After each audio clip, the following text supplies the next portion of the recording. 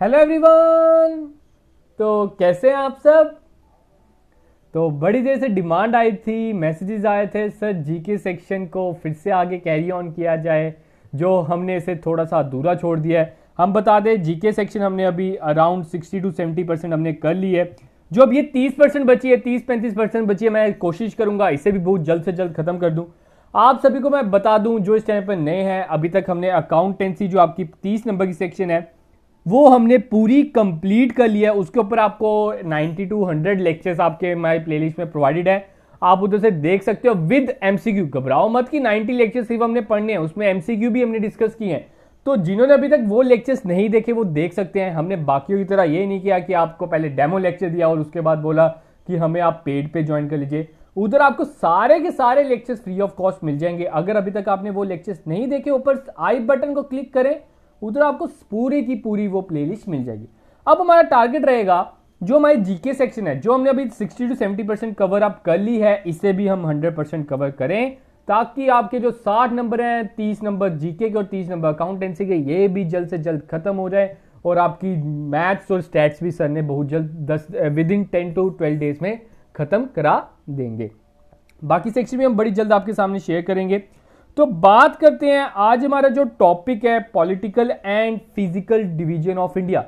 बहुत ही important topic है and believe me this is one of the most interesting topic. इस topic को पढ़ने में आपको मजा आएगा, आपका कहीं इंटरेस्ट नहीं खोएगा। ये हिस्ट्री की तरह नहीं है कि आपको कुछ मतलब कि प्रॉब्लम होती है कि हाँ नाम वगैरह याद करने में, ऐसा कुछ नहीं है। मैं आपको सब कुछ विद मैप्स एंड ट्रिक्स बताऊंगा।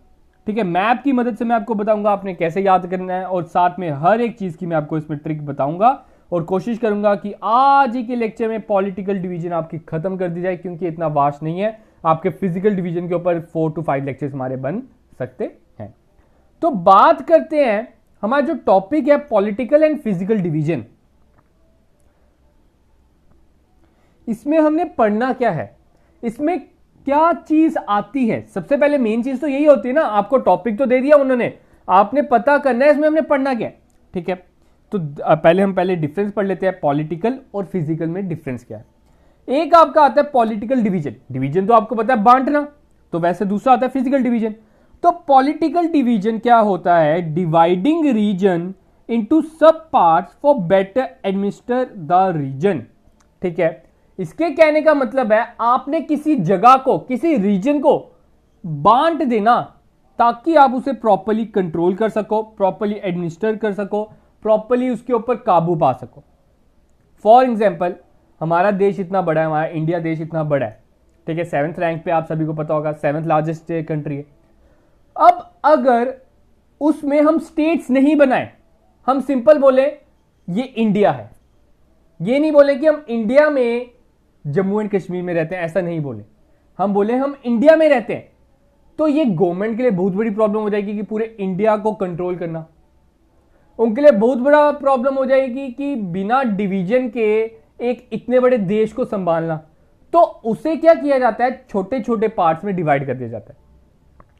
अब आप देख सकते हो कि हर एक स्टेट की अपनी गवर्नमेंट है, हर एक स्टेट में गवर्नमेंट बनती है जो उसे कंट्रोल करती है, तो वो उन्हें मदद करती है for their proper control and administrator. तो वो चीज हम बोलते हैं पॉलिटिकल डिवीजन। फिर बात करते हैं फिजिकल डिवीजन। फिजिकल डिवीजन होता है the topographical feature of reason.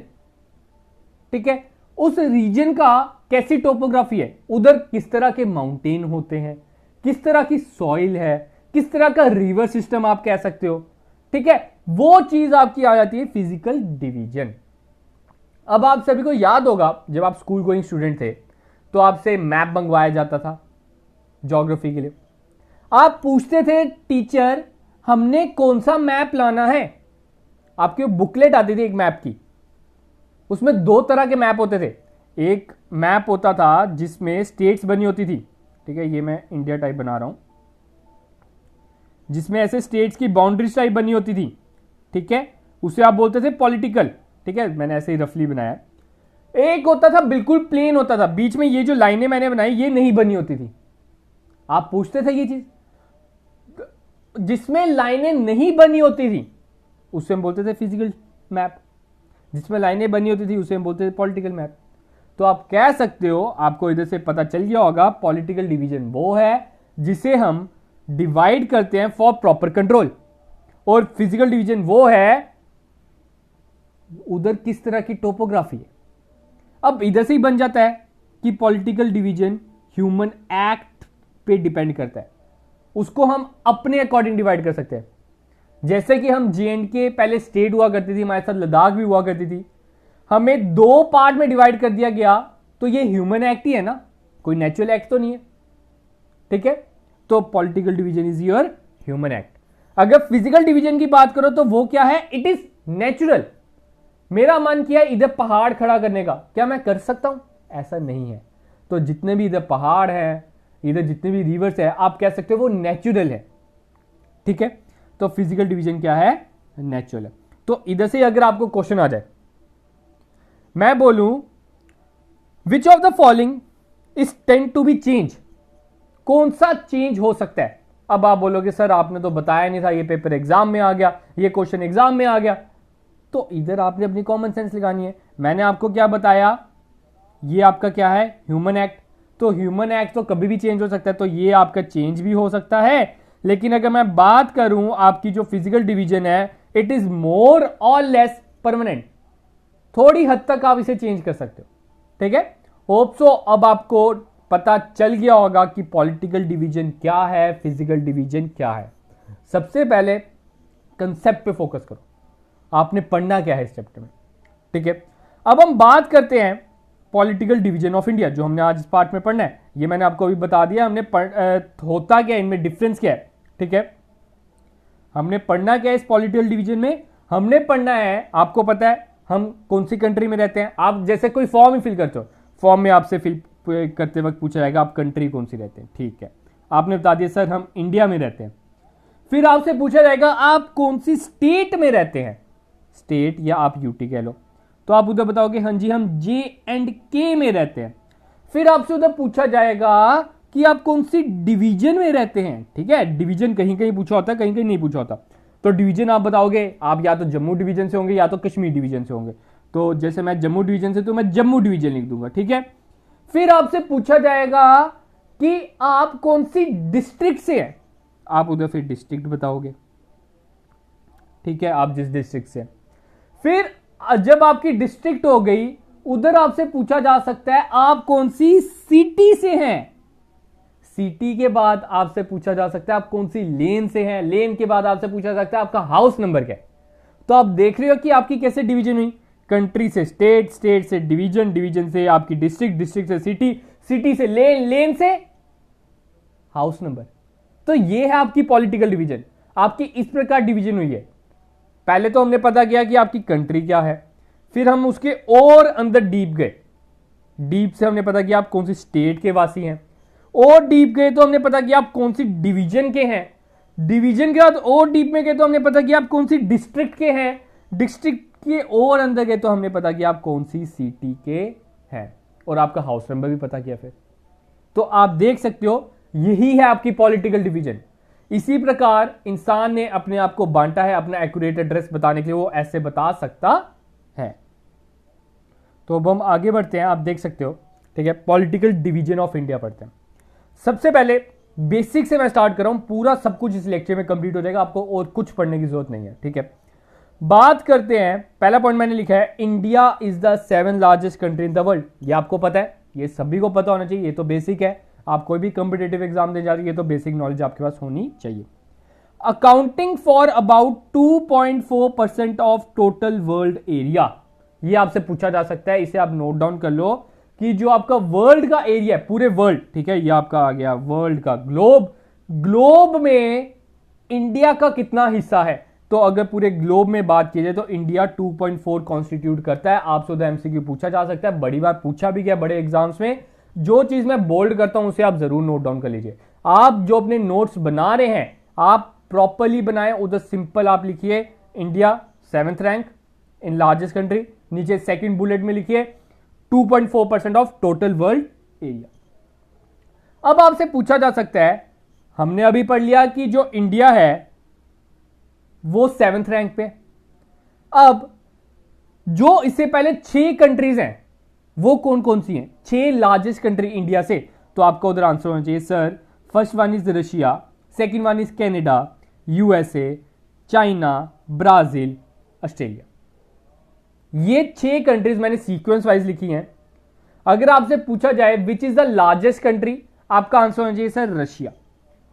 Which is the 6th largest country, तो आपका आंसर होना चाहिए ऑस्ट्रेलिया। आपसे पूछा जाए which is the 3rd largest country, आपका आंसर होना चाहिए यूएसए। अब इसे याद कैसे करना है, अभी मैं क्लियर कर देता हूं। आपने इसको याद रखना है, देखिए RC UC BA, ऐसे याद रखो, RC UC BA। R से रशिया, C से कनाडा, U से यूएसए, C से चाइना, B से ब्राजील, A से ऑस्ट्रेलिया। ठीक है, R से देखो, RC क्या होता है आपको पता है, गाड़ी की RC होती है, आप ऐसे याद सकते हो RC। UC ब्राउजर आप ऐसे याद सकते हो UC, या आप और किसी तरीके से भी याद सकते हो UC।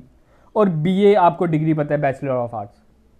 ठीक है, RC UC BA। उसके बाद 7th रैंक पे क्या आएगा, इंडिया। ये आपने 7 कंट्रीज याद रखनी है, इससे रिलेटेड आपको एमसीक्यू आ सकता है। ये मत सोचना कि बड़ा इजी है, ऐसा नहीं आ सकता, इजी भी बड़ी बार पूछ लिया जाता है और हम उसे छोड़ देते हैं। ठीक है, अब आगे हम बात करते हैं इंडिया में कितनी स्टेट्स है और कितनी यूटीज है। इसमें बच्चों को बड़ी कंफ्यूजन रहती है, तो ध्यान से समझना, मैं अभी रिसेंट के बता रहा हूं, क्या पता आने वाले महीनों में चेंज भी हो जाए। आज आपकी डेट हो जाती है 10 मई 2021, अभी की मैं बता रहा हूं, तो अभी का रिसेंट आप कह सकते हो कि India has 28 states and 8 UTs. इधर 8 यूटीज है, 9 यूटीज। अभी बच्चे बड़े सोचते हैं कि 9 यूटीज है, तो आपको बता दिया जाए, जो आपकी दादरा एंड नागर हवेली है और दमन एंड दीव है, वो दोनों मर्ज हो चुके हैं, उन दोनों को एक ही यूटी कर दिया गया है, इसलिए अब 9 यूटीज नहीं है। मैं ये रिसेंट डाटा बता रहा हूं, 8 यूटीज है। आपको कहीं सी बुक्स में 9 यूटी भी मिलेगा, आप नेट पे भी सर्च करोगे तो 9 ही मिलेगा, लेकिन जब आप उसको प्रॉपर्ली सर्च करोगे तो उधर आपको एग्जैक्ट पता चल जाएगा। आपने याद रखना है 28 स्टेट्स हैं एंड 8 यूटीज है। अब बात करते हैं इंडिया के नेबर कंट्रीज कौन सी हैं। तो अगर आपसे पूछा जाए how many neighbouring states of India, India की नेबरिंग स्टेट्स कितनी है, तो आपका आंसर होना चाहिए 9। तो 9 को भी इन्होंने 2 पार्ट्स में डिवाइड कर दिया। एक आपका आता है लैंड लेबर्स, सॉरी लेबर्स कह रहा हूं मैं, नेबर्स, और दूसरा आ जाता है सील नेबर्स। ठीक है, लैंड नेबर्स वो हो गए जिनके साथ हमारा बॉर्डर टच होता है, और सी नेबर्स वो हो गए जिनके साथ हमारा बॉर्डर टच नहीं होता, लेकिन we are connected with them through a sea. आपको मैं नीचे मैप भी दिखा देता हूं, ये आपका मैप है। ठीक है, ये आपका इंडिया का मैप आ गया, मैप के थ्रू हम याद रखेंगे। आपको ना सबसे पहले ये जो मैंने मैप लिखा है ना, आप इसको थोड़ा सा पॉज कर लो, आप इसके बारे में पूरा आपको पता होना चाहिए। मैं ये नहीं चाहता कि आपको पता होना चाहिए कि हाँ झारखंड इधर है, छत्तीसगढ़ इधर है। आपको मेन चीज क्या पता होना चाहिए, अगर मैं आपसे पूछूं जम्मू एंड कश्मीर कहां पे है, आपको बस मेन चीज ये पता होनी चाहिए कि वो टॉप पे है, नॉर्थ वाली साइड है। ठीक है, ये नहीं कि आपको एग्जैक्ट इतना भी, चलो आप इतना छोड़ सकते हो कि आपको बिल्कुल हाँ जम्मू एंड कश्मीर इधर है, ऐसा नहीं। ठीक है, आपको मतलब एग्जैक्ट ये जरूर पता होना चाहिए कि वो टॉप पे है। इंडिया के मैप आपके मन में आ जाना चाहिए, सीधे आपको पता होना चाहिए कि हाँ जम्मू एंड कश्मीर टॉप पर है। फिर मेन चीज आपको पता होना चाहिए दैट जो अपर पार्ट होता है ये आपका नॉर्थ होती है, लोअर पार्ट आपकी कौन सी है, साउथ है। फिर ये आपकी कौन सी आती है, ये आपकी आ जाती है वेस्ट साइड, और ये आपकी आ जाती है east side. East west north south, ये चारों साइड आपको पहले पता होनी चाहिए। ठीक है, अगर मैं आपसे पूछूं गुजरात कौन सी साइड पे है, तो आपका आंसर है sir Gujarat is on the west side of India, India की वेस्ट साइड में। तमिलनाडु कौन सी साइड पे है, तो तमिलनाडु का आपका आंसर है सर वो हमारे साउथ साइड पे है। अरुणाचल प्रदेश कौन सी साइड पे है, सर अरुणाचल प्रदेश हमारा ईस्ट साइड पे है।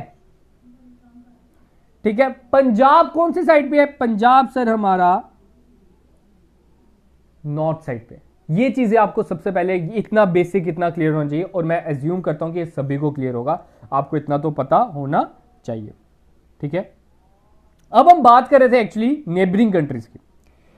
नेबरिंग कंट्रीज मैंने आपको बताया 9 है। 7 के साथ हमारा बॉर्डर जुड़ता है और 2 ऐसी हैं जिनके साथ हम सी टू सी कनेक्टेड है।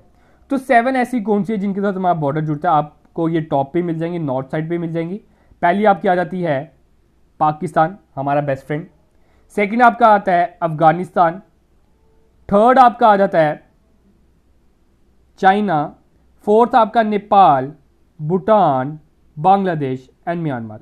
1 2 3 4 5 6 7, ये 7 कंट्रीज हैं जो आपके साथ जुड़ी हुई हैं एज ए लैंड। ठीक है, ये तो आपको पता होगी, पाकिस्तान है, अफगानिस्तान है, चाइना है, नेपाल, भूटान, बांग्लादेश, म्यांमार। ये आपको पता होना चाहिए कहां पे है, इनकी लोकेशन कहां पे है, इंडिया की कौन सी साइड पे है। अगर मैं बात करूं इंडिया का नॉर्थ नेबर्स कौन से हैं, तो आपका आंसर होना चाहिए सर हमारे नॉर्थ नेबर्स हैं चाइना, आपका आ जाता है, चाइना के साथ आपका नेपाल आ जाता है और भूटान आ जाता है। तो हमारे नॉर्थ नेबर्स कौन से आगे? चाइना, नेपाल, भूटान, ये आपका आंसर होना चाहिए। अगर आपसे क्वेश्चन पूछा जाए कि हमारे नॉर्थ वेस्ट नेबर्स कौन से, तो आपका आंसर होना चाहिए सर पाकिस्तान एंड अफगानिस्तान।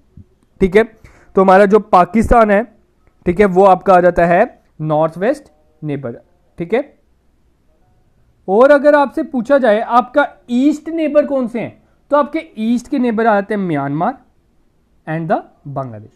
ठीक है, ये आप नोट डाउन कर लो कि हमारे ईस्ट के नेबर आ जाते हैं बांग्लादेश एंड म्यांमार, ये क्योंकि ईस्ट साइड है। अगर आपकी नॉर्थ की बात करें तो नॉर्थ के आपके आते हैं चाइना, नेपाल एंड भूटान। अगर हम नॉर्थ वेस्ट कह रहा हूं, ठीक है, वो आपके अफगानिस्तान एंड पाकिस्तान आ जाते हैं। तो ये आपके 7 नेबर्स है और उनकी मैंने विद लोकेशन आपको बता दिया, और ये इस तरह का एमसीक्यू इसमें से आता है। ये आपके हो गए 7 लैंड नेबर्स। अब हम बात करते हैं जो आपके 2 नेबर्स रह गए with sea, that is your Sri Lanka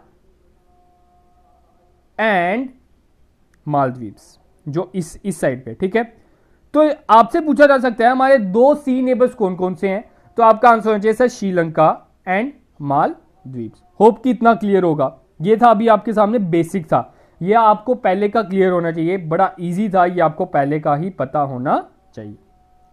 तो अगर आपको क्लियर है तो अब हम आगे बढ़ते हैं। इसकी मैं पीडीएफ आपको टेलीग्राम पे प्रोवाइड कर दूंगा, घबराओ मत।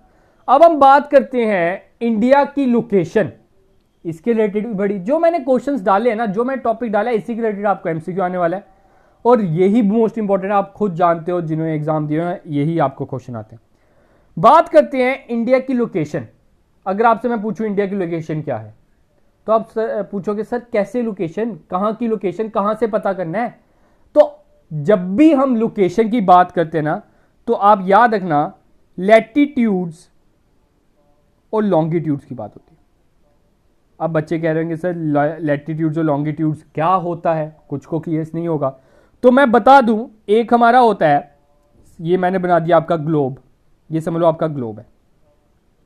इधर कुछ इमेजिनरी लाइंस होती हैं, ठीक है, कुछ इस प्रकार, फिर कुछ ऐसे भी होती हैं। ये जो स्टैंडिंग लाइंस हैं, मतलब ये मैं तो कलर बदल, ये वाली, ये इसको हम बोलते हैं लॉन्गिट्यूड।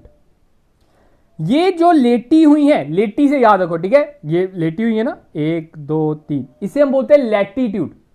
ठीक है, लेटी हुई है लाइन, इसको हम क्या बोलते हैं? लैटिट्यूड। ये एक तरह की इमेजिनरी लाइंस होती हैं। ये प्रॉपर्ली हमारे इधर डिग्रीज के अकॉर्डिंग होती हैं, आप इधर देख सकते हो। अब ध्यान से समझना, फिर से बनाता हूं मैं ये ग्लोब। ग्लोब के सेंटर में, सेंटर से निकलती है एक लाइन जिसका होता है 0 डिग्री। ठीक है, इसका क्या होता है? 0 डिग्री। इसको हम बोलते हैं ट्रॉप, आपकी आ जाती है ये इक्वेटर। ठीक है, ये आपकी क्या आ गई? इक्वेटर। अब ये जो इक्वेटर है 0 डिग्री पे, ठीक है, इक्वेटर का कितना डिग्री है? 0 डिग्री। इक्वेटर का जो ये जो इक्वेटर है, ये ग्लोब को 2 पार्ट में डिवाइड करता है। इसका जो अपर पार्ट है, इसको हम बोलेंगे नॉर्दर्न हेमिस्फीयर। ठीक है, नॉर्थ साइड होती है ना अपर पार्ट, और जो लोअर पार्ट है उसे हम बोलेंगे सदर्न हेमिस्फीयर। ठीक है, आपसे पूछा जाए इक्वेटर के नीचे वाला पार्ट कौन सा है, बिलो पार्ट, तो वो आपका क्या आएगा? Southern hemisphere. इक्वेटर के अबव वाला पार्ट क्या है? आपका आंसर होना चाहिए सर नॉर्दर्न हेमिस्फीयर। ये आपकी बात हुई अभी लैटिट्यूड की। अब लॉन्गिट्यूड में भी एक 0 डिग्री होता है, ये आपका आ गया 0 डिग्री लॉन्गिट्यूड में, ठीक है। ये भी 2 पार्ट में डिवाइड करता है। ये किस में डिवाइड करता है? ये डिवाइड करता है ईस्ट एंड वेस्ट। ये आपका आ गया ईस्टर्न हेमिस्फीयर और ये आपका आ गया वेस्टर्न हेमिस्फीयर, ठीक है। एक बार मैं फिर से बना देता हूं, आपको क्लियर हो जाएगा। आपने कंसेप्ट पे फोकस करना है। जो मैं चीज बता रहा हूं ना, ये आपको पूरी लाइफ में याद रहेगी।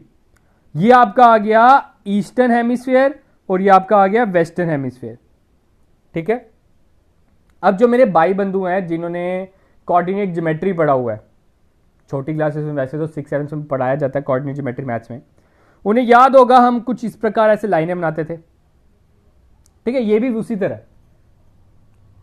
अब इसके अकॉर्डिंग हमने बताना होता है कि इंडिया कहां है, ठीक है। अभी हम बता देते हैं इंडिया कहां है। आपसे पूछा जा सकता है वो कौन से हेमिस्फीयर में है, ठीक है। नीचे आपका ग्लोब बना है, ये आपका ग्लोब आ गया।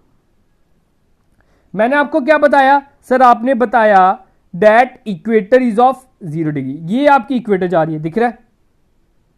अब आप सभी को पता होगा इंडिया के ऊपर से एक लाइन निकलती है जो बिल्कुल इंडिया को 2 पार्ट्स में डिवाइड करती है, उसे हम बोलते हैं ट्रॉपिक ऑफ कैंसर। तो ट्रॉपिक ऑफ कैंसर की कितनी डिग्री होती है आपने ये भी याद रखना है, 23.5 डिग्री, ठीक है। अब इक्वेटर के नीचे वाला जो 23.5 डिग्री है उसे हम क्या बोलते हैं? Tropic of Capricorn. ये 3 लाइनें तो आपको पता होनी चाहिए। बीच वाली 0 degree that is equator, equator के ऊपर Tropic of Cancer that is your 30 degree, sorry 23.5 degree. Equator के नीचे भी 23.5 डिग्री अगर हम जाएं वो आपका होता है ट्रॉपिक ऑफ कैप्रिकॉर्न। अब अगर आपको उधर एमसीक्यू पूछा जाए क्या इंडिया के ऊपर से इक्वेटर निकलता है, तो आपका आंसर होना चाहिए नो। क्या इक्वेटर निकल रहा है, इंडिया को पास ऑन कर रहा है, इंडिया को कट कर रहा है? आपका आंसर होना चाहिए नो। क्या ट्रॉपिक ऑफ कैप्रिकॉर्न इंडिया को कट कर रहा है? आपका आंसर होना चाहिए नो।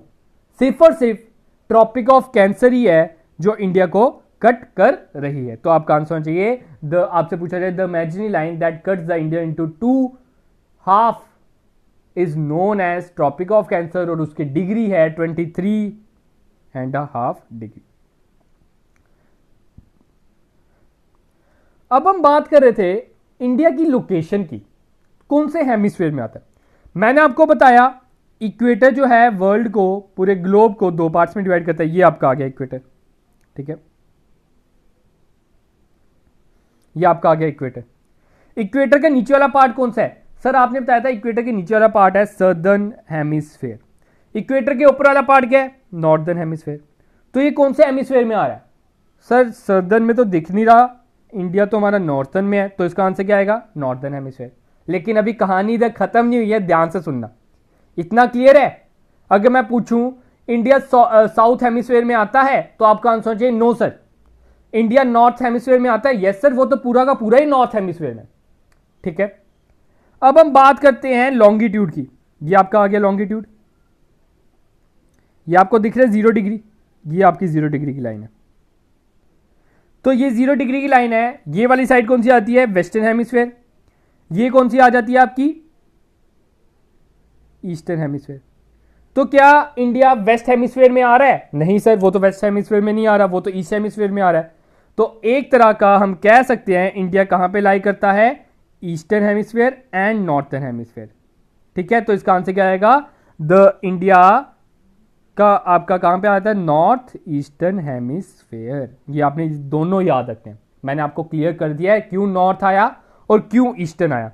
इंडिया का ना कोई भी पार्ट ना ही वेस्टर्न हेमिस्फीयर में है और ना ही कोई सदर्न हेमिस्फीयर में, ठीक है। ये आपका मैंने इंडिया इधर हाईलाइटेड भी किया, आपको मैप दिख रहा होगा। अब मैंने आपको बताया ये जो ग्लोब्स होते हैं, ठीक है, ग्लोब में आपके लैटिट्यूड लॉन्गिट्यूड जो होते हैं इन सभी की एक एक कुछ डिग्रीज दी होती है। अब इन डिग्री के बदौलत ही हम इनकी लोकेशन पता करते हैं।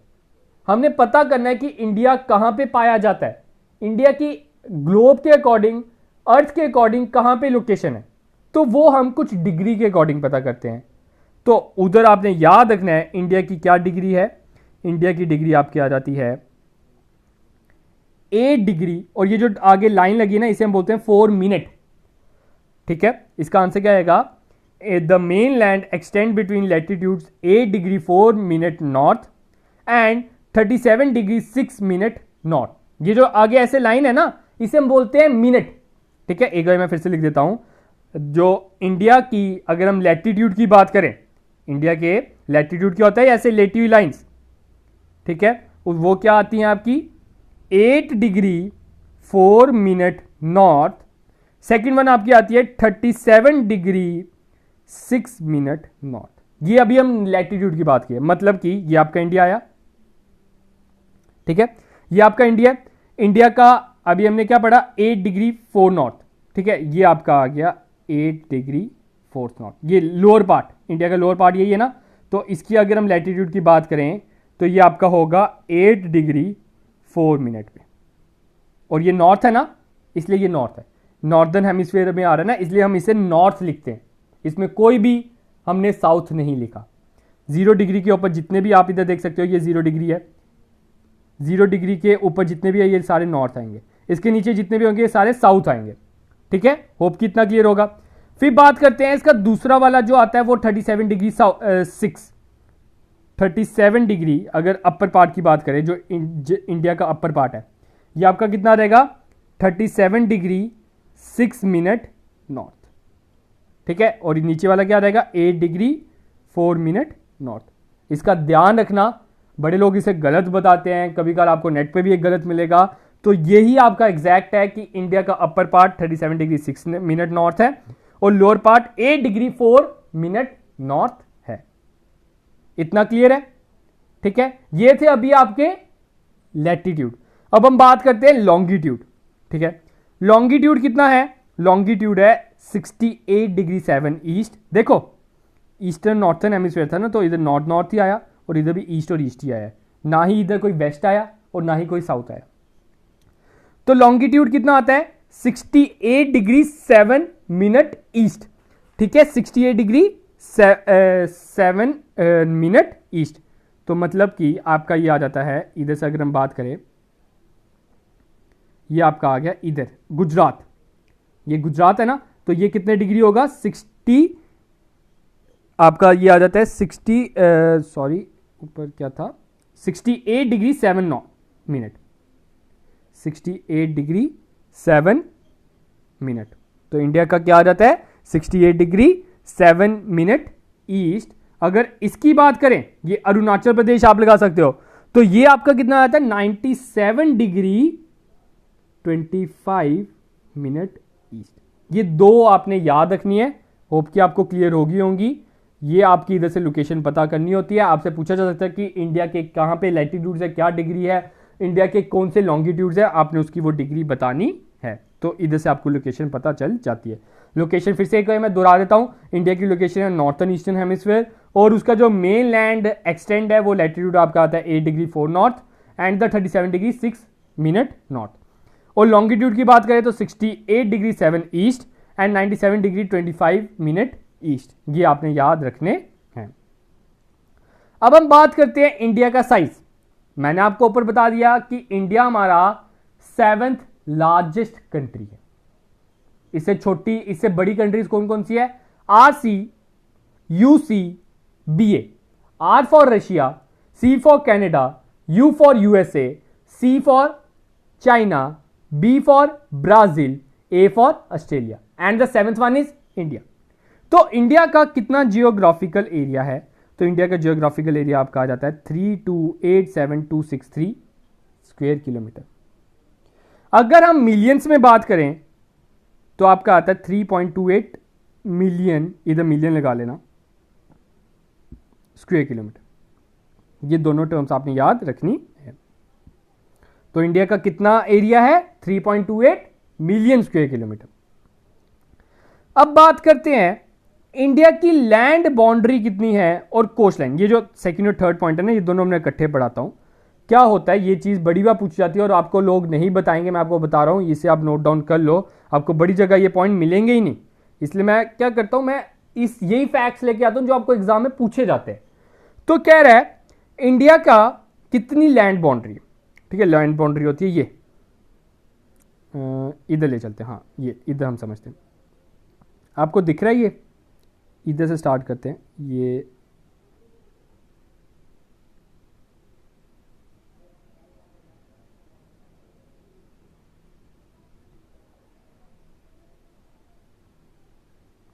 आपकी आ गई लैंड बाउंड्री, जहां पे आपका जो बाउंड्रीज है आपकी इंडिया की वो लैंड के साथ अटैच है, ना कि सी के साथ, और जो बाकी बच गया उसे हम बोलते हैं कोस्ट लाइन, कोस्टल लाइन आप बोल सकते हो। ये इधर से आपने स्टार्ट किया, ये आपका आ गया कोस्टल लाइन, ठीक है। ये जो बाउंड्रीज है जो सी के साथ बना रही है वो आपकी क्या है, कोस्टल लाइन, और जो अपर पार्ट है वो जो आपकी लैंड के साथ अटैच है, ये वाली, इसे हम बोलेंगे लैंड एरिया, ठीक है, लैंड बाउंड्री।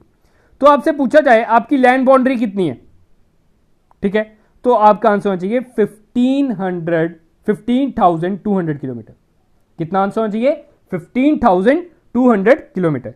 अगर आपसे पूछा जाए कोस्टल लाइन कितनी है including Andaman and Nicobar and Lakshadweep, अगर मैं बात करूं, अगर हम बात करें हमारी कोस्टल लाइन कितनी है, अगर हम अंडमान एंड निकोबार एंड लक्षद्वीप को इंक्लूड करें, अंडमान निकोबार आप देख सकते हो इधर है, मतलब इनकी भी बाउंड्री कितनी है, लक्षद्वीप की भी बाउंड्री कितनी है, ठीक है। अगर इनकी बाउंड्रीज भी हम गिने, क्योंकि सी के साथ अटैच है ना, तो इसका आंसर आता है 7516.6 किलोमीटर। अगर हम बात करें इनको बिना इंक्लूड किए, सिर्फ मेन लैंड, अंडमान को अगर हम नहीं गिने, अगर उधर लिखा होगा इंक्लूडिंग, तो आपने ये वाला आंसर चुनना है। अगर आपको बोला जाए कि एक्सक्लूडिंग, तो आपका आंसर है 6100 किलोमीटर, 6100 किलोमीटर, ठीक है। तो इसे लैंड फ्रंटियर भी बोला जाता है, ठीक है, इतना क्लियर है। अब हम बात करते हैं, ये जो आपका इंडिया आ गया, ठीक है, ये हमने ट्रांसपोर्ट एंड कम्युनिकेशन में भी पढ़ा था। इंडिया का अपर पार्ट ये आ गया जम्मू एंड कश्मीर में, और लोअर पार्ट ये आ गया, ईस्ट पार्ट ये आ गया, साउथ पार्ट ये आ गया। तो अगर अपर से लोअर पार्ट, मतलब कि हम इसे कह सकते हैं from north to south length कितनी है इंडिया की, ठीक है, मतलब बिल्कुल अपर पार्ट से लेके सीधी स्ट्रेट लाइन मारूं तो ये लेंथ कितनी आएगी, तो आपका आंसर होना चाहिए सर इट इज 3214 किलोमीटर। अगर मैं बात करूं ईस्ट टू वेस्ट लेंथ कितनी है, ईस्ट से लेकर वेस्ट तक, ठीक है, तो ये आपका आंसर होना चाहिए 2933 किलोमीटर। मैं आपको मैप के थ्रू समझा रहा हूं, ऐसे समझाने में मजा नहीं आएगा, आपको पता भी नहीं चलेगा कि मैं ईस्ट टू वेस्ट क्या बोल रहा हूं, नॉर्थ टू साउथ क्या बोल रहा हूं, ठीक है। अगर मैं इसके इंडिया के टॉप पार्ट आपको दिख रहा है ये है, और लोअर पार्ट ये है, इससे बात करूं तो 3214, अगर इसकी बात करूं तो आंसर आता है 2933, ठीक है। ये मैंने ऊपर ये चीज़ लिखी हुई है, आप इसे नोट डाउन कर सकते हो, अपने नोट्स में नोट डाउन करो। और अगर आपको ये वीडियो अच्छी लग रही है तो मैं चाहता हूं कि आप प्लीज़ 2 मिनट हमारे लिए निकालिए, वीडियो को पॉज करें, इस लेक्चर को सभी अपने दोस्तों के साथ, जो भी जेकेएसएसबी की तैयारी कर रहा है या कोई भी किसी भी सिविल सर्विसेज की भी तैयारी कर रहा है या किसी और एग्जाम की तैयारी कर रहा है, तो उसके साथ ज़रूर शेयर कीजिए, उसे लाइक शेयर और सब्सक्राइब करने के लिए ज़रूर बोलिए। आगे फिर हम बढ़ते हैं। तो अब हम आगे बात करते हैं, इससे क्या होता है, हमें भी मोटिवेशन मिलती है, हम और आपके लिए ज़्यादा मेहनत करने की कोशिश करेंगे, आपके लिए और ज़्यादा बेस्ट टू बेस्ट कंटेंट लाने की कोशिश करते हैं। तो आपकी ओर से एक यही रिक्वेस्ट है, आप कोई भी अगर फेसबुक चलाते हैं, आप कोई भी व्हाट्सएप चलाते हैं, आप कोई भी इंस्टाग्राम चाहते हैं, तो उधर ये लेक्चर का, ये वीडियो का, ये हमारे चैनल का लिंक ज़रूर शेयर करें। तो बात करते हैं, अभी हमने पढ़ा हमारे 7 लैंड, आप कह सकते हो हमारी लैंड नेबर्स। तो लैंड नेबर्स के आपने ये चीज़ें याद रखनी होती है, जो इनके साथ हमारी बाउंड्री बनती है उसे भी अलग अलग नाम दिया गया है। जैसे कि जो पाकिस्तान के साथ हमारी बाउंड्री है उसे क्या नाम दिया जाता है, उसे हम बोलते हैं रेड क्लिफ लाइन। जैसे आप इधर देख सकते हो, ये आपकी पाकिस्तान के साथ बाउंड्री आ गई, तो इस लाइन को हम बोलते हैं रेड क्लिफ लाइन। अब आप सभी को ही पता होगा, जो हमारा बांग्लादेश है ये भी पाकिस्तान का हिस्सा था, इसे ईस्ट पाकिस्तान के नाम से भी जाना जाता है। तो इसके साथ भी जो भी बाउंड्री है इसको भी हम क्या बोलते हैं, रेड क्लिफ लाइन। ये चीजें आपने दोनों याद रखनी है। पाकिस्तान के साथ जो भी लाइन है उसको हम बोलते हैं रेड क्लिफ लाइन, और बांग्लादेश के साथ वाली भी लाइन को हम रेड क्लिफ ही बोलते हैं। फिर बात करते हैं जो चाइना के साथ है, चाइना के साथ ये आ गई, इस लाइन को क्या बोलते हैं? तो जो चाइना के साथ हमारी बाउंड्री है उसे हम बोलते हैं मैकमोहन लाइन। ये एमसीक्यू बड़ी बार पूछा जाता है, मैकमोहन लाइन। और जो अफगानिस्तान के साथ है, ठीक है, अफगानिस्तान के साथ ऊपर इंडिया के साथ ही कनेक्ट, सिर्फ जेएंड के साथ ही कनेक्ट करता है वो, तो उस लाइन को हम बोलते हैं दुरंद लाइन। ये सब कुछ मैं नीचे लिखा हुआ है, आप देख सकते हो। तो ये चारों आपने याद रखनी है, पाकिस्तान और बांग्लादेश दोनों के साथ रेड क्लिफ, चाइना के साथ मैकमोहन लाइन और अफगानिस्तान के साथ दुरंद लाइन। ये 4 लाइनें आपने याद रखनी है। आगे बढ़ते हैं, अब इंपॉर्टेंट फैक्ट्स हमारे रह गए। तो इंपॉर्टेंट फैक्ट पढ़ने से पहले हमारे आते हैं इंपॉर्टेंट पॉइंट्स, ठीक है। तो कुछ लर्निंग पोर्शन है, थोड़ी सी मेहनत आपको भी करनी पड़ेगी। मैं आपके लिए इंपॉर्टेंट चीजें लेके आया हूं जो आपको एग्जाम में पूछी जाती हैं। तो हमने अभी तक पढ़ लिया east side, west side, north side, south side, ठीक है। अब बात करते हैं, ये हमारा इंडिया आ गया, इंडिया का नॉर्दर्न मोस्ट पॉइंट, ठीक है, सबसे टॉप पे, ठीक है, सबसे टॉप पे पॉइंट कौन सा है? मतलब अगर हम बात करें, ऑब्वियसली बात है, इंडिया के टॉप पे स्टेट कौन सी है सर? जे&के। तो जे&के तो है, अब इधर भी सबसे टॉप पे कौन सा पॉइंट है? मतलब इधर, इधर कौन सा पॉइंट है? तो उस पॉइंट का नाम है इंदिरा कोल। आपने याद रखना। अगर आपसे उधर एमसीक्यू पूछा जाए, हाँ जी बताइए northern most point in India क्या है, तो आपका आंसर हो जाए, हाँ जी सर आईजी क्लासेस में हमने पढ़ा था, तो इसका आंसर था इंदिरा कोल इन जे&के। अगर ईस्टर्न पॉइंट की बात करें, ईस्टर्न पॉइंट आपका आ जाता है इस साइड। चलो पहले ईस्टर्न पॉइंट को छोड़ के हम साउथ पॉइंट बात करते हैं, ठीक है। पहले नॉर्थ से हम साउथ की ओर, नीचे की ओर आते हैं, ठीक है। अगर बात करूं साउथ साइड की, तो साउथ साइड की आपकी बात होती है, तो आप सभी को पता है कन्याकुमारी, ठीक है। तो साउथ साइड का सबसे सदर्न मोस्ट पॉइंट कौन सा इंडिया का? कन्याकुमारी। अगर हम बात करें मेन लैंड की, अगर हम बात करें अपनी सभी यूटीज को भी मिलाकर, अगर हम अपनी आइलैंड को भी मिलाकर बात करें, तो सदर्न मोस्ट पॉइंट है इंदिरा पॉइंट, ठीक है। वो हमारा आ जाता है अंडमान एंड निकोबार, इधर, ठीक है। इधर हमारा आ जाता है इंदिरा पॉइंट। कहां पे है? अंडमान एंड निकोबार आइलैंड में। अगर हम मेनलैंड की बात करें तो कन्याकुमारी है। आपने ये चीज याद रखनी है, आपसे पूछा जा सकता है उधर। फिर अब हम बात करते हैं ईस्टर्न पॉइंट। ईस्टर्न पॉइंट आपका किस तरफ आएगा सर? ऑब्वियस ही बात है, ईस्टर्न पॉइंट इधर ही आएगा कहीं। तो इधर हमारा कौन सा पॉइंट आता है? कीबूती पॉइंट। और ये कहां पे है? अरुणाचल प्रदेश में। कहां पे? ये अरुणाचल प्रदेश में। बात करते हैं western point. Western point obviously बात हमारा गुजरात में आएगा। तो गुजरात में वेस्टर्न आपका कौन सा आता है? गोहर मोटी। ये चारों पॉइंट आपने याद रखने हैं, ठीक है। आपसे पूछा जा सकता है। ये मैंने इधर आपको सब कुछ प्रोवाइड किया है, इसकी टेलीग्राम पे आपको पीडीएफ ही मिल जाएगी। होप की क्लियर होगा जितना अभी तक पढ़ा है। थोड़ा सा लेंथी हो गया, लेकिन कुछ पाने के लिए कुछ खोना पड़ेगा। नौकरी पाने के लिए मेहनत करनी पड़ेगी, आपको बाकी सबसे लीड लेनी पड़ेगी। बात करते हैं इंपॉर्टेंट फैक्ट्स। और बस यही बचा है, हमने फैक्ट्स पढ़ने, ठीक है। इंडिया की लार्जेस्ट स्टेट, ये तो हम पढ़ चुके हैं पहले भी सर। इंडिया की लार्जेस्ट स्टेट है राजस्थान, सेकंड नंबर पे मध्य प्रदेश, थर्ड नंबर पे महाराष्ट्र। ये आपको बताने की जरूरत नहीं है। और smallest state is your Goa. फिर बात करते हैं द मोस्ट इंपॉर्टेंट क्वेश्चन। आपसे पूछा जा सकता है कि जो ट्रॉपिक ऑफ कैंसर है, आप सभी को पता है ट्रॉपिक ऑफ कैंसर, इधर मैं आपको दिखा देता हूं। मैंने आपको बताया था जो ट्रॉपिक ऑफ कैंसर है इंडिया को 2 पार्ट्स में डिवाइड करता है, दैट इज 23.5 डिग्री, ठीक है। वो जो ट्रॉपिक ऑफ कैंसर है इंडिया की कौन कौन सी स्टेट से पास ऑन होता है, तो ये मैंने इमेज बनाई भी है, आप देख सकते हो।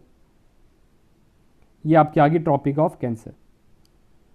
आपने बताना है कि ट्रॉपिक ऑफ कैंसर आपकी कौन कौन सी स्टेट, इंडियन स्टेट के ऊपर से निकलती है। तो पहला आपका आंसर हो चाहिए सर गुजरात, ठीक है। गुजरात आप देख सकते हो, ये आ गया। गुजरात के बाद आपका आता है राजस्थान, ठीक है। गुजरात के बाद राजस्थान। राजस्थान के बाद देखो, राजस्थान को छोटे से पार्ट में कट कर रहा है। फिर आपका आता है मध्य प्रदेश। मध्य प्रदेश क्या छत्तीसगढ़ के भी ऊपर से निकल रहा है, छत्तीसगढ़ के बाद झारखंड के ऊपर से भी निकल रहा है, फिर वेस्ट बंगाल के ऊपर से भी निकल रहा है, वेस्ट बंगाल के बाद त्रिपुरा के ऊपर से भी, और उसके बाद लास्ट में आपका आता है मिजोरम के ऊपर। ये 8 स्टेट्स हैं, आपने याद रखना है। आपको अगर उधर एमसीक्यू आ जाए, हाँ जी बताइए ट्रॉपिक ऑफ कैंसर कितनी स्टेट के ऊपर से निकलता है, आपका आंसर है 8। तो बताइए कौन सी स्टेट के ऊपर से नहीं निकलता।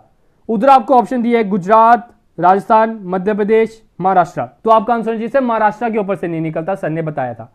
अब बच्चों के मन में होगा सर एक छोटा सा दिमाग है, हम इसे याद कैसे करें वो बताइए। तो मैंने आपको पहले ही बता दिया, हम ट्रिक के साथ याद करेंगे। तो इसकी आपने क्या ट्रिक याद रखनी है, ध्यान से मना, मगरमच्छ जपटा, बस ठीक है। म से आप ले सकते हो, कोई भी ले लो, मध्य प्रदेश ले लो। ग से आप क्या ले सकते हो, सर ग से गुजरात आ गया। र से क्या आ जाएगा, सर र से राजस्थान आ गया। म से फिर से क्या आ जाएगा, सर म से हमारा आ जाएगा मिजोरम। छ से क्या आ जाएगा, सर छ से छत्तीसगढ़, ठीक है। ज से क्या आ जाएगा, झारखंड। प से क्या आ जाएगा, सर प से हमारा आ जाता है, प आप इधर देख सकते हो, प से आपने याद रखना है बंगाल टाइप कर लेना, प और ब, ठीक है। इसको थोड़ा सा आप कॉम्प्लीमेंट्री ले सकते हो, वेस्ट बंगाल। और ट से आपका त्रिपुरा, ठीक है। ये 8 स्टेट्स है। फिर से एक बार हम कर लेते हैं। सर ने बताया था मगरमच्छ जपटा, ठीक है। तो म से आ गया मध्य प्रदेश, ग से आ गया आपका गुजरात, र से आ गया राजस्थान, म से आपका आ गया मध्य प्रदेश मिजोरम, छ से आपका आ गया छत्तीसगढ़, ज से आपका आ गया झारखंड, प से आपका आ गया वेस्ट बंगाल, और ट से आपका आ गया त्रिपुरा। ये 8 स्टेट है। सर अब कभी नहीं भूलेगी, आपने ट्रिक बता दी तो हमेशा याद रहेगी। होप की क्लियर होगा। ट्रॉपिक ऑफ कैंसर 8 स्टेट्स के ऊपर से निकलती है और वो मैंने आपको बता दिया। अब अगला आपका आता है, इंडिया में ना 7 ऐसी स्टेट्स हैं जिसे 7 सिस्टर्स कहा जाता है, 7 बहनें कहा जाता है। वो क्यों? क्योंकि वो एक दूसरे के साथ ना बिल्कुल चिपकी हुई हैं, वो छोटी छोटी स्टेट्स हैं। तो वो कौन सी है 7 सिस्टर्स, मैं आपको बता दूं। 7 सिस्टर्स आपकी आ जाती हैं ये स्टेट्स, इधर 7 स्टेट्स हैं, इन सभी को 7 सिस्टर्स कहा जाता है। तो ये 7 सिस्टर्स कौन कौन सी स्टेट हैं, आपको नाम पता होना चाहिए। इसकी भी मैं आपको ट्रिक बता देता हूं, घबराओ मत। तो ये आपकी 7 सिस्टर्स हैं, ठीक है। 1 2 3 4 5 6 7। अब इसमें जो आपने मेन चीज याद रखनी है ना, ये चीज मुझे भी आज तक कभी नहीं भूली, क्योंकि मेरा एक बार ये एग्जाम में आया था और मैंने ये गलत हो गया था मेरा क्वेश्चन। तो क्या था वो question, which of the following is not a 7 sisters. तो आपने याद रखना है जो सिक्किम है ना वो 7 सिस्टर्स में नहीं आता, ये चीज जरूर याद रखना। ये बड़ी बार एग्जामिनर डालता है, वो बोलता है कि सिक्किम क्या 7 सिस्टर्स में आता है, तो आपका आंसर चाहिए नहीं, सिक्किम आपका 7 सिस्टर्स में नहीं आता। तो 7 सिस्टर्स की आपने कैसे ट्रिक याद रखनी है, आपने याद रखना है ATM, ATM आना मम्मी, ठीक है। ATM आना मम्मी। ए से क्या आपका हो जाएगा, सर ए से हम ले सकते हैं असम। टी से आपका क्या हो जाएगा, त्रिपुरा। एम से क्या आपका हो जाएगा, मिजोरम, ठीक है। फिर आपका क्या हो जाता है, आ से अरुणाचल प्रदेश, ना से नागालैंड, म से मेघालय, फिर से म आपका क्या आ जाएगा, म से आपका हो जाएगा मणिपुर, ठीक है। एक में आपका असम आ जाएगा, एक में आपका अरुणाचल प्रदेश आ जाएगा, ठीक है। इस प्रकार से आपने याद रखना है ATM आना मम्मी। तो आपने याद रखना है 7 सिस्टर्स ये हैं, सिक्किम इसमें नहीं आता, ठीक है। होप की क्लियर होगा। ये 2 ट्रिक्स मैंने आपको बता दी हैं, ये आप अपने नोट्स में लिख सकते हो। आगे बढ़ते हैं, Indian states that have coastal as well as international boundary.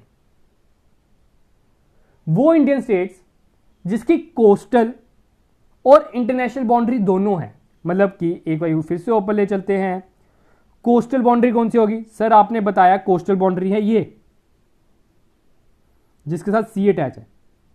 और इंटरनेशनल बाउंड्री कौन सी होगी, इंटरनेशनल बाउंड्री होगी जो किसी नेबरिंग कंट्री के साथ अटैच है, मतलब कि जैसे पाकिस्तान के साथ, जैसे कि नेपाल के साथ, जैसे कि बांग्लादेश के साथ। तो ऐसी 2 ही स्टेट्स हैं जिसकी कोस्टल रीजन भी है, कोस्टल बाउंड्री भी है और आपका इंटरनेशनल बाउंड्री भी है। तो आपने याद रखना है ऐसी दो स्टेट कौन सी हैं, तो उधर मैंने मार्क भी कर दिए हैं, that is Gujarat and the another one is West Bengal. Gujarat का आप देख सकते हो इधर कोस्टल रीजन आ गया और इधर पाकिस्तान के साथ अटैच है। इधर आप देख सकते हो वेस्ट बंगाल बांग्लादेश के साथ अटैच है और नीचे आपका सी आ गया। तो ये दो ऐसी स्टेट है जिसका कोस्टल बाउंड्रीज भी हैं और इंटरनेशनल बाउंड्रीज भी हैं। होप की क्लियर होगा। अब आगे बात करते हैं, कुछ ऐसी स्टेट्स हैं जिसकी ना ही कोस्टल बाउंड्री है ना ही इंटरनेशनल बाउंड्री है। ठीक है, कोस्टल बाउंड्री जब भी मैं बोलूं ना आपने याद रख, वो स्टेट जहां पे बीच नहीं हो सकते। अब बताओ जेएनके में बीचेस हैं? नहीं सर, उधर तो सीट अटैच नहीं होता। पंजाब में कोस्टल बाउंड्री हो सकती है? नहीं सर, उधर कैसे हो सकती है, उधर तो बीच हो ही नहीं सकते क्योंकि वो सी वाली साइड है ही नहीं। क्या हिमाचल प्रदेश में बीच हो सकते हैं? नहीं हो सकते सर। क्या आप कह सकते हो मध्य प्रदेश में बीच हो सकता है? सर वो तो बिल्कुल बीचों बीच है, उधर तो कहीं से कोस्टल लाइन आती नहीं है। तो ये हमने अब कुछ पढ़नी है ऐसी इंडियन स्टेट जहां पे ना ही कोई कोस्टल रीजन है ना ही कोई इंटरनेशनल बाउंड्री है। ठीक है, तो आपका पहला आपका आता है हरियाणा, मध्य प्रदेश, छत्तीसगढ़, झारखंड और तेलंगाना। ये 5 ऐसी स्टेट हैं जिसमें ना ही कोई कोस्टल रीजन है ना ही कोई इंटरनेशनल बाउंड्री है। ये एग्जाम में पूछा गया तभी मैंने इधर डाला, ऐसे डालने का कोई फन नहीं है। मैं बता दूं, आप सब कह रहे हो कि सर बड़ा डीप जा रहा है, तो ऐसा कुछ नहीं है। एग्जाम आपने देना है तो आप ये कर सकते हो। अब मैं आपको मैप में भी बता देता हूं। देखो पहले अगर हम बात करें पंजाब की, ठीक है, पंजाब के साथ तो पाकिस्तान लगता है, तो ये तो इधर से ही कैंसिल हो गया, इसमें तो इंटरनेशनल बाउंड्री है। तो सबसे पहली मैंने आपको स्टेट क्या बताई थी, हरियाणा। देखो हरियाणा के साथ ना ही कोई इंटरनेशनल बाउंड्री है ना ही कोई कोस्टल रीजन है। दूसरी मैंने आपको बताई मध्य प्रदेश, मध्य प्रदेश के साथ भी ना ही कोई कोस्टल रीजन है ना ही कोई आप कह सकते हो आपका इंटरनेशनल है। थर्ड मैंने आपको बताई थी छत्तीसगढ़, छत्तीसगढ़ के साथ भी नहीं है। फोर्थ मैंने आपको बताई थी झारखंड, झारखंड के साथ भी आपको ना ही कोई इंटरनेशनल बाउंड्री दिखेगी ना ही कोई आपको सी पोर्ट दिखेगा। लास्ट मैंने आपको बताई तेलंगाना। ठीक है, ये आपका आ गया तेलंगाना। अब आगे बढ़ते हैं, तो लास्ट पॉइंट क्या कह रहा है, Telangana is the last state formed in India. तो आपसे अगर पूछा जाए हमारे इंडिया में 29 स्टेट, ठीक है, पहले तो 29 ही आई थी एक्चुअली तेलंगाना, उसके बाद हमारी जो जेएनके यूटी आप सभी को पता होगा उसे स्प्लिट अप कर दिया तो तब जाके 28 हो गए। तो हमारे इंडिया में 29 स्टेट कौन सी थी, दैट इज योर तेलंगाना। अब आपने कमेंट सेक्शन में जल्दी से बताना है तेलंगाना की कैपिटल क्या है। मैं देखता हूं कि कौन मेरे लेक्चर ध्यान से देखता है, कौन इसके नोट्स बनाता है, जल्दी से कमेंट सेक्शन में लिख के बताओ तेलंगाना को किसको कौन सी स्टेट को स्प्लिट अप करके बनाया गया था और दोनों की आपने कैपिटल बतानी है। ठीक है, अगला आपका आता है Sri Lanka is separated from India by a narrow channel of sea formed by Palk Strait. ये भी बड़ी बार एमसीक्यू पूछा जाता है। मैंने आपको क्या बताया अभी, सर श्रीलंका श्रीलंका क्या है सर, आपने बताया श्रीलंका हमारी सी नेबर है। ठीक है, तो उनके बीच में लैंड का कोई लेना देना नहीं है, तो इसके बीच में जो सी आता है ना, इस पॉइंट को हम बोलते हैं पाल्क स्ट्रेट। ये आपने याद रखना है, इस पॉइंट को हम बोलते हैं पाल्क स्ट्रेट। ठीक है,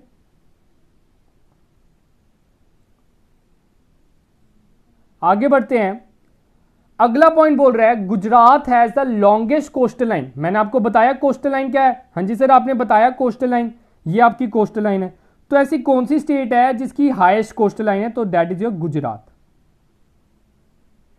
नेक्स्ट आपका आता है UP has the highest number of divisions and district 75।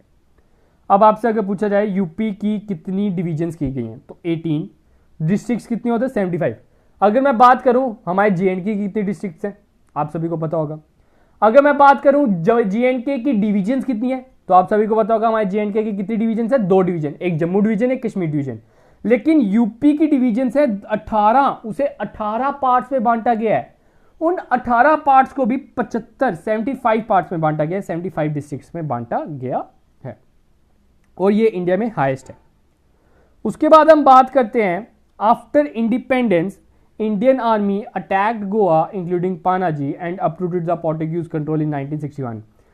Thereafter, Goa was merged with India as a union territory, and Goa was declared as a state of India in 1987, along with Panaji as the capital of Goa. तो वो क्या कह रहा है, independence के बाद, आप सभी को मैं पहले बता दूं, गोवा हमारे पास नहीं था 1947 तक।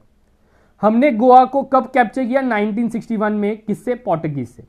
पोर्टुगीज से हमने जब कैप्चर किया तो 1961 में ये दमन एंड दीव के साथ एक यूटी थी, उसके साथ मर्ज की गई एज ए यूटी। लेकिन बाद में क्या किया, जब ये यूटी थी हमने इसे 1987 में एक स्टेट घोषित कर दिया, इसे दमन एंड दीव से अलग कर दिया।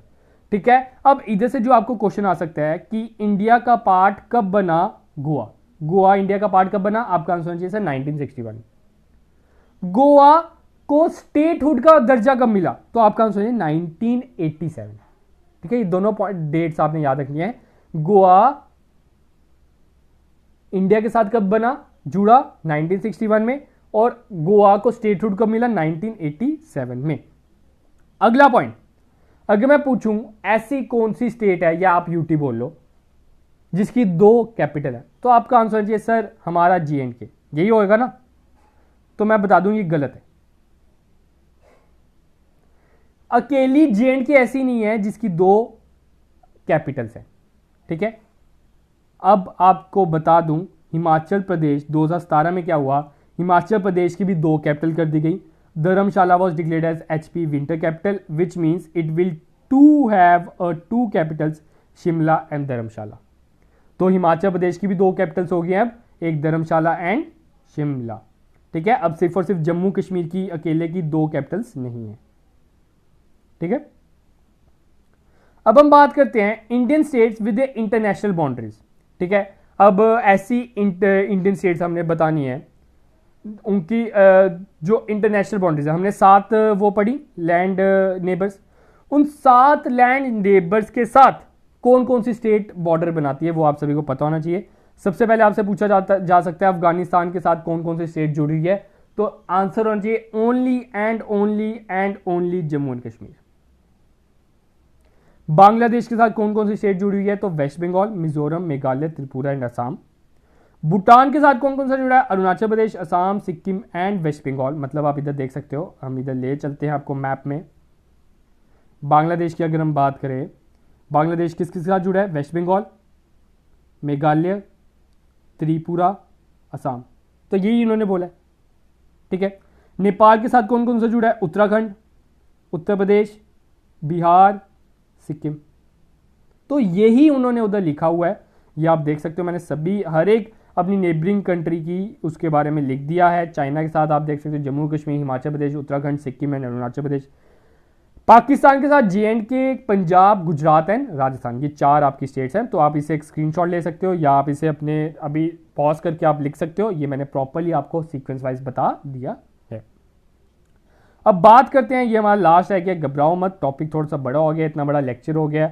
अगर आप चाहते हो कि हम और मेहनत करें आपके लिए, अगर आप चाहते हो हम ग्रो करें आपके लिए और बेस्ट टू बेस्ट कंटेंट चाहिए, मैं फिर से दोहरा रहा हूँ, please guys share the channel with your friends. आप अपने इसे फेसबुक पे शेयर कर सकते हो ताकि हम बेस्ट टू बेस्ट रीच पहुंच सके और आप तक बेस्ट टू बेस्ट कंटेंट पहुंचाएं। तो लास्ट पॉइंट्स में क्या कह रहा है, इसमें हमने ना पुडुचेरी के बारे में डाला है क्योंकि लेटेस्ट न्यूज़ है। ठीक है, पुडुचेरी आपको पता होना चाहिए, earlier the name of this territory was Pondicherry, पहले से पौंडीचेरी बोला था, लेकिन बाद में इसका नाम पुडुचेरी कर दिया गया। कब? 2006 में, आपने याद रखना। अब ये जो पुडुचेरी है, it is also known as White Town. और इसकी जो मेन खास बात है ना, ये मेन खास बात है कि ये जो पुडुचेरी है ये फ्रेंच कॉलोनी थी एक्चुअली पहले।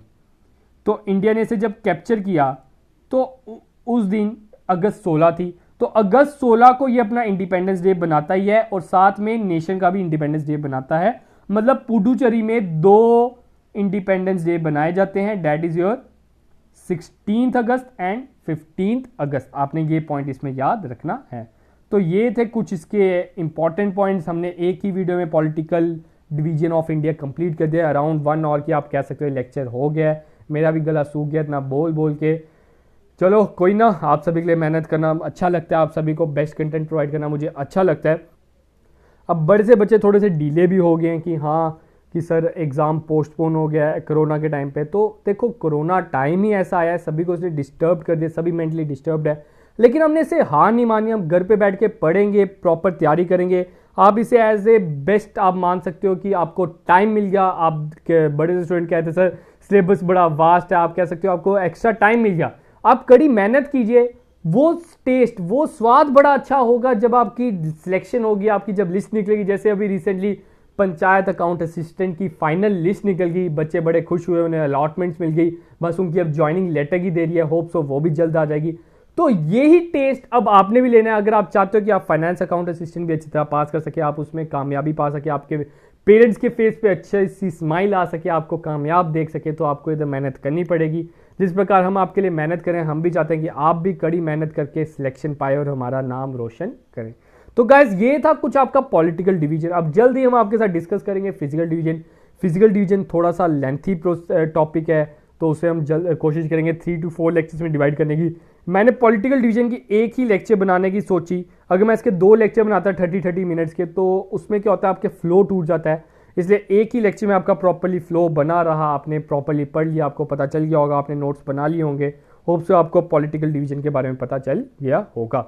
अब आपकी नेक्स्ट चीज आपने क्या करनी है, इस लेक्चर के बाद जल्दी से थोड़े सा आप रेस्ट ले सकते हैं, नो डाउट। आपने गूगल पे सर्च करना है